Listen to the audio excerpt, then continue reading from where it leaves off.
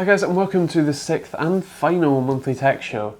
As I said at the start of this, what is effectively project, I was planning on doing 6 videos, 6 episodes, just to see what it's like, test the waters, see if this is something that you guys are interested in, and just the amount of effort that I have to put into this to be able to make each episode every week, goes kind of a bit above and beyond what I get back from it. So that's pretty much the biggest reason. It's just not worth my time at the moment for, as I said, the amount of effort I have to put in. So that will be that really. But yeah, for now, enjoy the last episode, at least for now anyway. So first up, we're talking about the Nintendo Switch. Now this is obviously an unreleased console, so we can't give too many things in the way of details. But from what we know at the moment, it's the main thing is it's a dockable tablet that you can connect, slide on some sort of extra controllers onto, have I believe a cartridge-based experience or something like that, with an NVIDIA Tegra chip being the main power for it, which means that it's not going to be similar to the PlayStation 4 and Xbox One, which are obviously AMD chips, and it's not a Wii U or 3DS replacement either. It's definitively its own console. So yeah, Phil, what do you think? Yeah, I think Nintendo have found their niche in the market. I think the Wii really opened up and they realized, hey, casual gaming is our thing now, because the GameCube at the time was the most powerful console. And it didn't sell very well, so they moved towards the Wii and it exploded. And now, obviously, that market shrunk a little bit. The Wii U hasn't done too well. It's a bit gimmicky. Everyone already has a Wii and just wants to use a Wii because it's fun. But the 3DS is where they're actually making their money at the moment, thanks in no small part to the big craze around Pokemon at the moment.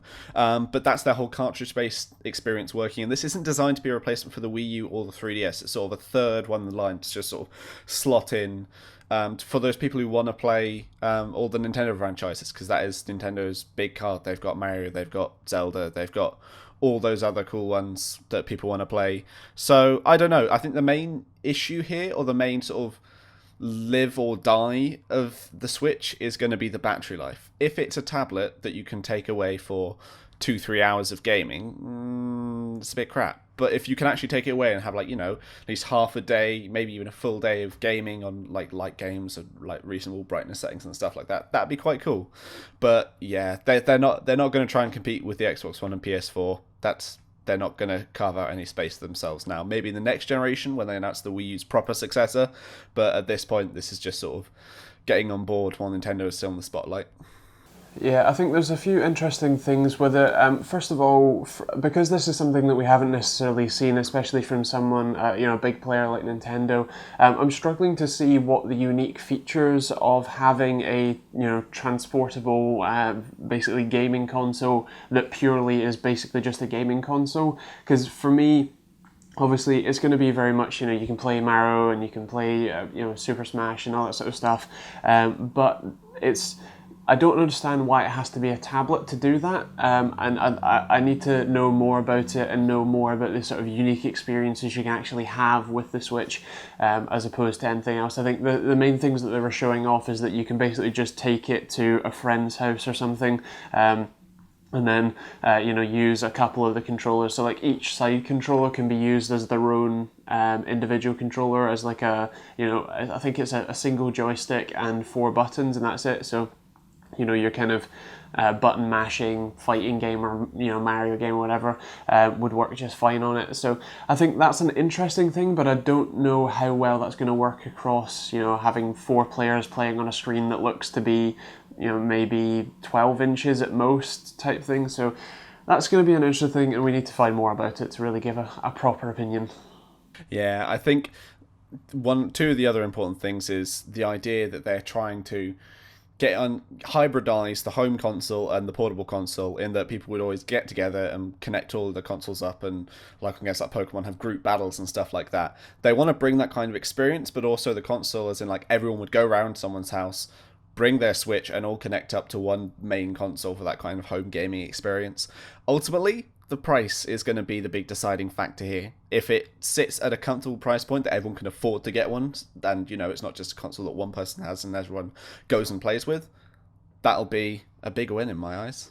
So the next thing up on the list is the Microsoft event. Now this was a fairly big announcement with quite a lot of things to cover, so we're kind of going to gloss over the things that we don't necessarily care as much about and obviously talk a little bit more about the things we do. Personally, the Windows Creators Update, which includes 3D Paint and a few other 3D kind of creation tools and that sort of stuff.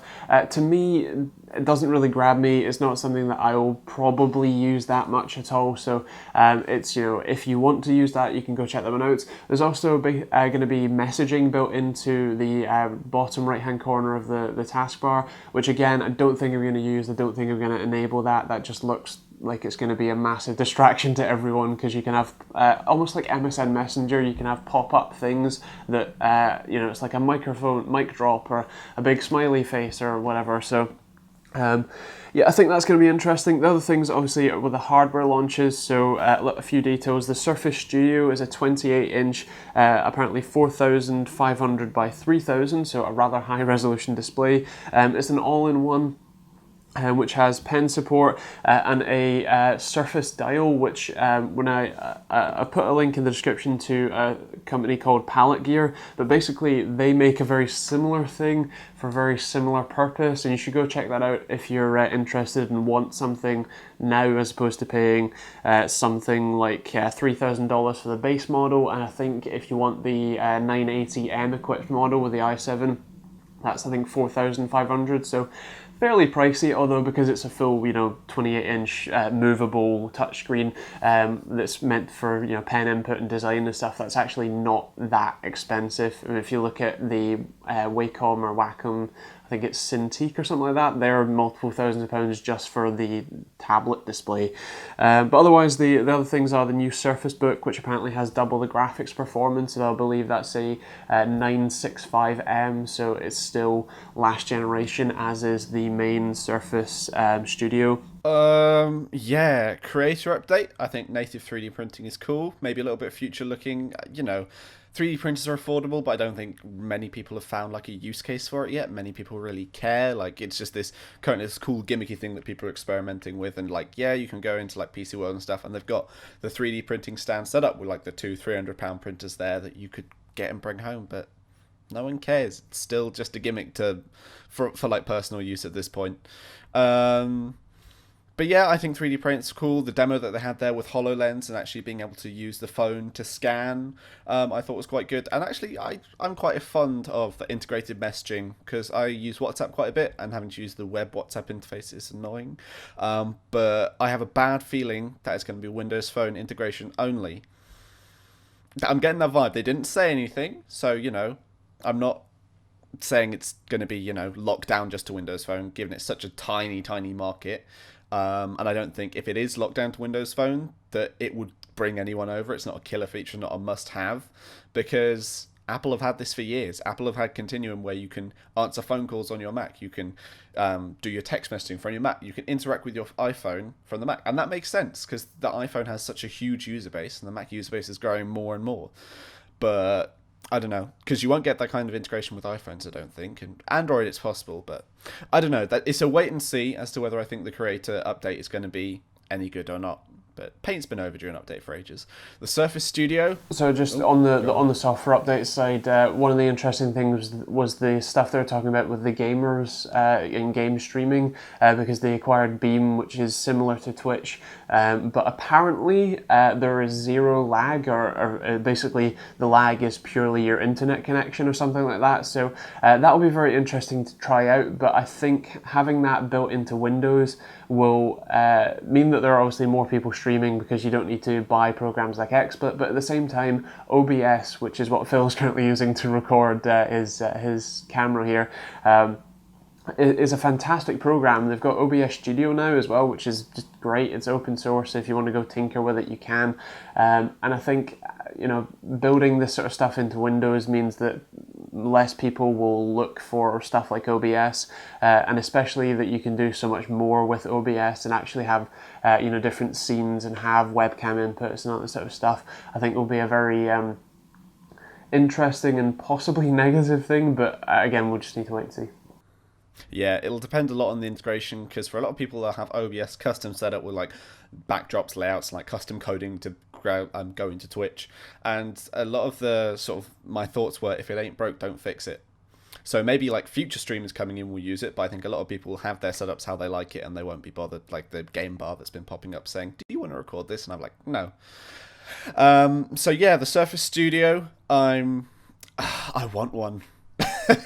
I know you are basically cramming, I mean, 6th gen Intel processors, mobile graphics, but that's been working for the iMac for ages, and it brings some cool things to the table. That is the display. It is absolutely gorgeous. They have caught up with Apple, and they're realizing that they can make these pretty premium products, and they'll probably sell. I think it's cool. I really love the sort of idea of the zero gravity hinge and the dial, much though I don't know I personally have a use case. I can see like putting it on if you're an artist or something, bring the screen down, start drawing, use the dial to sort of scroll through your colours, rotate, stuff like that. Yeah, I kind of want one, but then it's a stupid amount of money, but then I can't talk because I bought an iPhone and a MacBook, so that's the kind of idiot I am. Surface Book, the Surface Book is so expensive. I mean, you can get MacBook Pros for less than Surface Books. In the world where Microsoft desktops and laptops are more expensive than Apple's, because Apple's always like, yeah, it's this premium thing, but like if you pay it, it's worth it. And now Microsoft's like, yeah, we're doing that with Windows. And I guess, I mean, they're beautiful products, and like I've handled them in person. They're lovely. I've got a Surface Pro 2, which is back when they were just sort of starting to dip their toes in. It's expensive, and they don't have that consumer level price point, which I think is going to lose a lot of people. Like, everyone will think, whoa, that's cool, but how many people are actually going to want it? It's like the Surface Hub, this big like collaborative whiteboard that you can use like a table and stuff, and everyone can write and draw on it. They're just too expensive. The barrier for entry, Microsoft is sort of raising up to levels that most Windows users don't really want to. Most Windows users would rather build a PC themselves and get better specs and potentially better hardware. Next up, we have the Mac event, which hasn't actually happened yet, but I've been reading up quite feverishly on it. Because if you use a Mac, or if you've been sort of hearing about this, you'll know that a lot of products in the Mac line have not actually been updated in absolutely ages. They've had sort of bumps to keep the processors up to date. The MacBook Air, the most recent one, all they did was give an extra RAM option, but they haven't had major overhauls, some of them since 2011, 2012. So the one thing that has been definitely confirmed through leaks and various other things is the MacBook Pro is getting a huge overhaul. They're going to be replacing the function row key with this OLED touch strip, which will be contextual. So if you've got Spotify open, it'll show like a Spotify play, and I'll have Touch ID built in as well, so that'll be like fingerprint sign on, use it to authorize purchases on websites that support Apple Pay, and it's going to be really cool. Hopefully we'll also see spec increases, and also the color options updated to be in line with the other things like iPhones and the new smaller MacBook. Alongside that, the iMacs are well due an update. They haven't changed the non-retina ones in ages, so they're potentially going to be bringing them all up to 4K, 5K Max now with better specs. And the Mac Pro, again, that was late 2013 they announced that, so it's actually starting to get on quite a bit. And the MacBook Air, no one knows what's going to happen, because they've announced the MacBook, which is now sort of the smallest, lightest MacBook. What is the MacBook Air going to be? And also a new Apple display. The Thunderbolt display was actually killed earlier this year. It was a 2540 by 1440 display, and Apple stopped selling them, even though loads of people really loved using them, got all the ports, all the functionality, looks really pretty. So they're rumored to be bringing out a 4 or 5K display to replace that. Andrew, I know Apple's not your favourite topic, but any thoughts? Well, it seems interesting. I've seen some of the pictures of the new MacBook, or MacBook Pro is the one with the strip. Yep. On the right. So the new MacBook Pro, which does look quite interesting. I quite like the idea of it, and I believe that there's stuff like it will come up with your notifications there in like one of the corners or something like that. The interesting thing will be how you end up dealing with the laptop without the function key row, and especially without the escape key. That's going to be an interesting one, but I do like Apple products aesthetically. I do very much like their function in that way, so I expect Apple to do a very good job here, but they've never been very good at keeping up to date in specs and hardware. So as you say, the Mac Pro I think is still rocking an original 2011 like -1 socket, not even -3. let alone, you know, Broadwell-y or whatever. So I expect that that will probably be updated, and also some newer generation GPUs in there as well. But yeah, I don't really have too much in the way of thoughts on it. I don't have enough experience with them to really give too much critique. Yeah, obviously we are sort of a bit dumb at the moment. It is 40 minutes until the keynote is going to be going live, so obviously we'll probably put some links in the description to more information about that. Hopefully maybe we're showing you what actually was announced, but these are our thoughts now. We could be completely wrong, and you know, we could look like idiots, but I'm excited. So just a quick one here, because we always love to have Tesla articles in the show. Tesla has officially announced their first quarterly profit of, I believe, 22 million, which is awesome.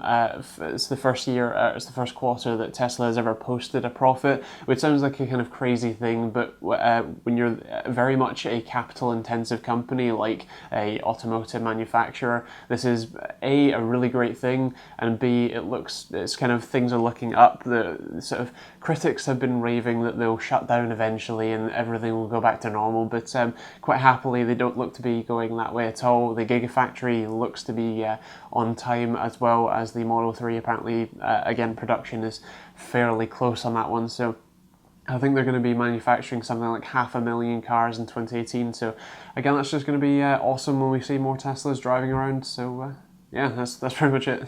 Next up, we have the Google Pixel, the smartphone that's really taken everyone by surprise. This is Google's new Android offering, so it's replacing all of their Nexus line of phones, everything that's gone before that. Rest in peace, Nexus. Long live the Pixel. It's a very different approach to everything Google's done before. It's still, you know, stock Android, stuff like that. But it is not at that lower price point that drew so many people to the Nexus 5, which is one of the best-selling Android phones of all time, that's been so well received all across the board. And it's back at the flagship price, so alongside the iPhone, the Note 7 before that was discontinued, the S7 Edge, ones like that. It's rocking all the latest tech, including Google's new Google Assistant, which is replacing the whole OK Google or Google Now, which is still sort of in beta phase. Can't do everything yet, but it like actually has a conversation with you, so it'll remember if you're saying stuff like what movies are on at the cinema, tell me about this movie, and then you can say like it, and it'll remember what it's told you about before, so you don't need to specify every time, which is really quite cool. Yeah, they've been mocking the iPhone a little bit with the colours. So they've got quite black, really blue, very silver, which honestly just makes them sound a little bit stupid. But yeah, they've been quite well received. Andrew, you got much to say about it? Well, I suppose. I mean, it's a very interesting direction they've gone. I actually really do quite like it. It's something that I would love to get my hands on. Google PR marketing, if you're listening, please. But you know, it does look pretty awesome. I'm not entirely happy that they've completely moved away from where the Nexus 5 sits. I think I don't know whether they've just thought, okay, Motorola and those sort of people who are delivering basically a stock Android experience, for example, the Moto X Play, which again is my phone, feel free to check the review of that one, is sort of a fairly stock Android experience. I don't know whether they've just gone, well, those guys are doing that, so we'll take the higher end and try to screw Apple over and stuff, or not. But I would like to see them do a Google Pixel half edition or something, or whatever, just a smaller, slightly lower spec but cheaper phone that still brings the sort of premium quality of the Pixel to the sort of lower market. So yeah, other than that, it looks like an awesome phone, and it's been very, very well received. So yeah. So another bit of interesting news to end us out here is that Vessel has been bought by Verizon. So if you've watched my videos on Vessel recently or at all since basically the start of the year, those videos are being deleted as far as I'm aware. I would have to reach out to the content team, but since I've never done anything exclusive to Vessel, I may as well just carry on using YouTube. But yeah, Vessel is being bought by Verizon and taken over. Now, I obviously have a bit of insider information here. I think might be worthwhile for anyone who does use or who did use Vessel, because it shuts down on October 31st, which is Monday. But basically, I was on the front page of Vessel. My channel was listed on the front page of Vessel for something like 4 months. Over that time, I ended up having a total of about 1,400 followers on this main channel stuff, and I got something in the area of 400 views a month, which means that if I have 1,400 followers and I have 400 views a month, and I do something like 12 videos a month, that equates to something like, what, you can do the maths and leave them in the comments, but it's very low percentage of people actually watching my content. They also, even though again I was on the front page, the minutes watched was something like 700. To give you context here, last month I got some. If you include YouTube Red views, I got 327 or 28,000 views, with the equivalent minutes watched of something like 20 people watching every second of every day. About a year and a half worth of minutes. I can't remember the exact number of minutes, but it's 330,000 views versus 400 views a month. So there's quite a big difference there. And personally, I think that's why Verizon aren't bothering to keep it open. I think they plan on integrating some social aspects of something into Go90, which is their US only, very annoying streaming platform. But again, it's just a kind of, there wasn't that many people on it. I think the server costs for storage space probably cost more than they were getting in membership, and it was a very interesting thing to try to sell what is effectively free content for money. So yeah, Phil, what do you think? Yeah, I kind of figured this would happen. Like, Vessel has been really good for some of the big creators. Like, particularly Linus Tech Tips did really well. Like, he was able to make a whole series with the help of Vessel that was Vessel exclusive. You know, it was a bit of fun. It was a bit gimmicky, but he had quite a few viewers on there. I don't know how much it translated in terms of like revenue for him or whatever, but yeah, it never really took off that much. I think, like, I had a Vessel subscription. I enjoyed like going and seeing some content creators early, but most of the time there wasn't an awful lot that I was, passionate about, that I really wanted to go and watch early. At the moment, YouTube Red doesn't feel like it's a sort of, Vessel alternative, and I don't care. Like, the ads on YouTube aren't awful enough that, I want to skip past them all. But yeah, I think it's really sad, because I know Verizon is going to probably take some of the tech and integrate it into their own offering, which is not international as far as I'm aware, so it's basically the rest of the world can sod off in their eyes. It's a bit sad, but yeah, while we've been recording, in fact, there's actually been another one where Twitter has actually announced that they are axing the Vine video app. They said the website is still going to stay around, so all the Vines that are already on there are going to stay, but for some reason they are killing the app. They said in the coming months they're going to be discontinuing, nothing more specific than that, which, yeah, all the websites are shutting down that I like using, and I don't like it. Just in relation to Vessel, and specifically Vessel Money, because that was one of the big things that they're talking about for creators, which, by the way, I found out that Vessel was being taken over and then shut down with no prior warning. So I actually have videos uploaded on Vessel that are still currently scheduled to go out. Like, that is a thing, which is, quite interesting. But the other thing, in terms of money, I only ever received a single, I think, $105 check or something. And to give you some rough context, I make more than that from YouTube each month alone. So I'm talking from Vessel, including the initial sign-up referral fee thing, which I think was like $7 if someone goes on to be a paying customer, and which, by the way, it was like $20 a month, so if they're paying $7 as a referral fee, they're only making 13 left. That's kind of insane, but so that's for the whole almost a year, so that's I don't think they were making much money there. So that's pretty much it. Just want to make a point that, as I said, this is the last episode of the Monthly Tech Show, at least for now anyway. It's just not, the time that you have to put into it to make it is just not, there's no payback for us. But massive thank you to Phil for all of his hard work in being reliable and being available to sort of co-host the show. Also thank you to the single appearance of Nathan that one time. But mainly Phil, he's definitely the better one here. Starts fight in the comments. Yeah, otherwise, thanks for watching. I hope you've enjoyed the series. Let me know your feedback or any changes you would potentially like to see in the future. And the main thing that I'd really like to hear from you is if I were to do a news show of some kind or basically how should I present news on a fairly regular basis? Because there's stuff like, especially the vessel thing where it's physically, my vessel channel is being shut down and I have no control over it. That sort of stuff I feel merits a video, but at the same time, if it's just going to be a short thing or it coincides with another thing, like how should I go about doing tech news? Let me know in the comments down below. Other than that, feel free to subscribe for more of the regular stuff and follow us on Facebook and Twitter as well for more updates. And other than that, thanks for watching, and we'll see you all in the next video on tomorrow, because that will be Monday. And also thank you for watching.